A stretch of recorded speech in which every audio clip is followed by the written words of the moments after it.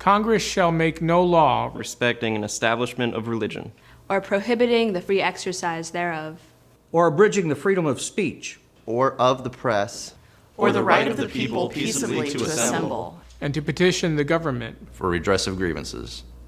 These phrases make up the First Amendment of the United States Constitution, the first of 10 that make up the Bill of Rights, which were created to protect the fundamental principles of human liberty.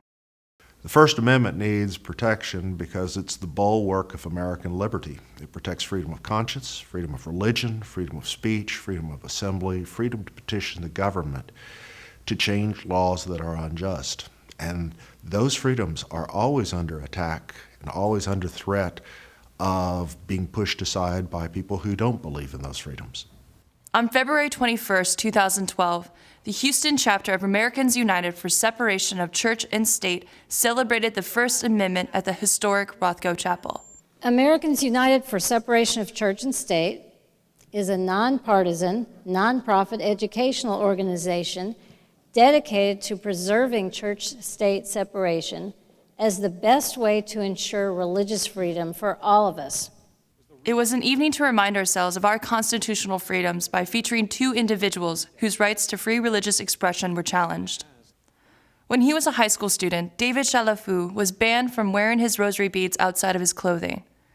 I wore a rosary outside of my shirt, and I wore it to school, and they asked that I put it inside my shirt, and I refused to do so. Where did you go to school at that time, and what grade were you in? I went to New Caney High School, and I believe I was in 10th grade at the time. What was the reaction of your classmates? It was mixed. I had some people that were for me to fight, and there was also a lot of people that were against me because I was embarrassing the town and embarrassing the school. I took this case on for two reasons. One was because David was courageous.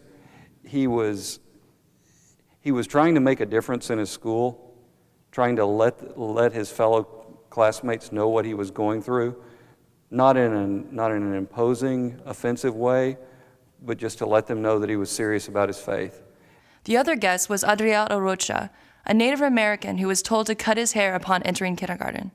He needed to keep his hair, and needs to keep his hair, to be able to identify spiritually with our beliefs. And all we were asking for was that for him to be able to wear his hair like he's wearing now, neat and tidy, and go to school and participate in activities as normal. That's all we ever really wanted. And as I recall, what the superintendent just said, show me your membership card in your American Indian religion. He wanted me to point in a book and prove to him that this was something mandated by my religion.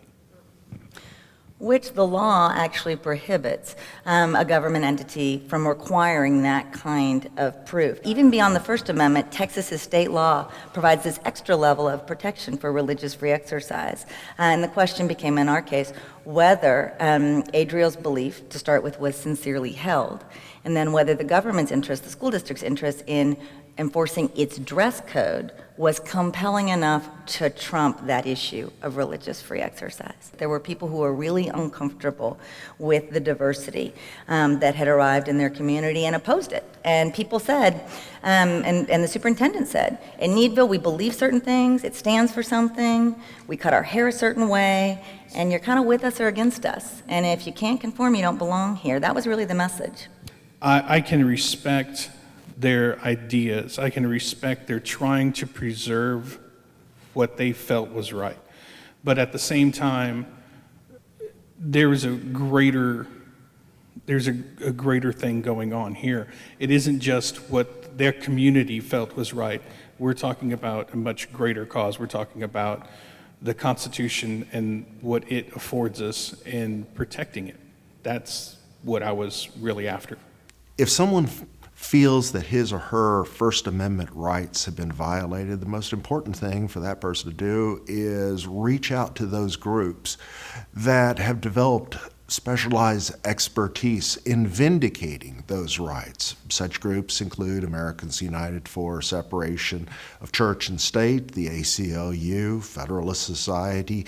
It's not restricted to one end of the spectrum. It actually goes from the right wing to the left wing because there are individuals in all of those groups who believe that protection of freedom under the Constitution and protection and vindication of First Amendment rights are the most important thing in America. Your right to free expression of your religious beliefs was protected by a Republican federal district judge.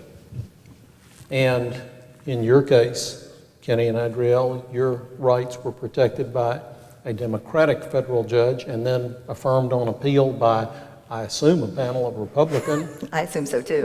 district judges. I don't think there is enough to make a panel of Democrats on the Fifth Circuit. But that is, I think it's important that this issue be portrayed for what it was, as one that attracted bipartisan support among the federal judiciary. One of my partners who was Catholic, his joke about this case was that it takes a Baptist lawyer to convince a Jewish judge that a Catholic kid ought to be able to wear his rosary beads.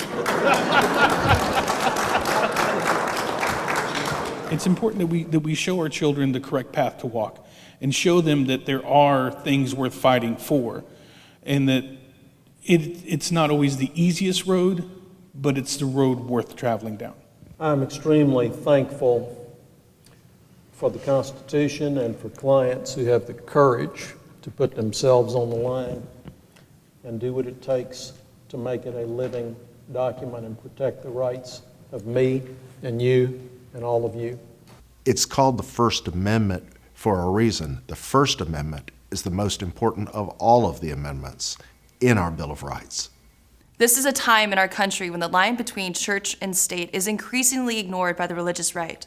And organizations like Americans United for Separation of Church and State stand vigilant to ensure that our rights under the First Amendment are guaranteed.